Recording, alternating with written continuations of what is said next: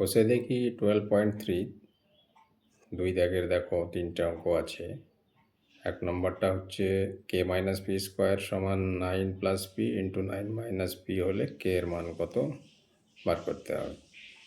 দুইয়েরটা রয়েছে 25 minus 4x square equal to 5 plus A x into 5 minus x হলে এ এর ধনাত্মক মান কত, এইটা বার করতে হবে। 3 নম্বরে তোমার একটা শূন্যস্থান রয়েছে, এই তিনটা অঙ্ক আমরা করব। দেখো দুইয়ের অঙ্কটা যেটা আমাদের রয়েছে, কে মাইনাস পি স্কোয়ার সমান 9 plus P into 9 minus P. 9 plus P into 9 minus P,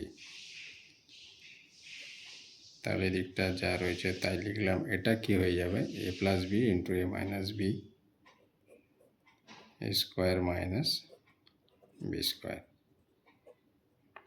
বা এটা যা রইল তাই, এটা হয়ে যাবে তোমার 81 মাইনাস পি স্কোয়ার।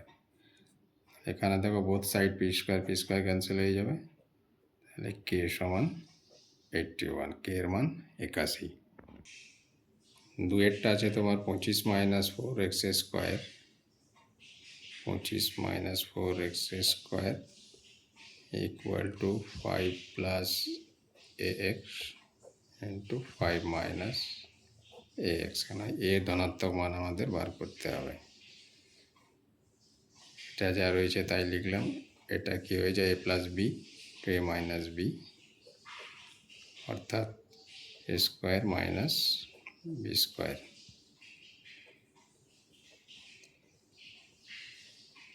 এটা যা আছে তাই লিখলাম। এটা হয়ে যাবে তোমার 25 মাইনাস স্কোয়ার স্কোয়ার। বোথ সাইডে দেখো 25 25 ক্যান্সেল হয়ে যায়। এখানে পড়ে থাকে কি, minus 4x square equal to minus A square x square.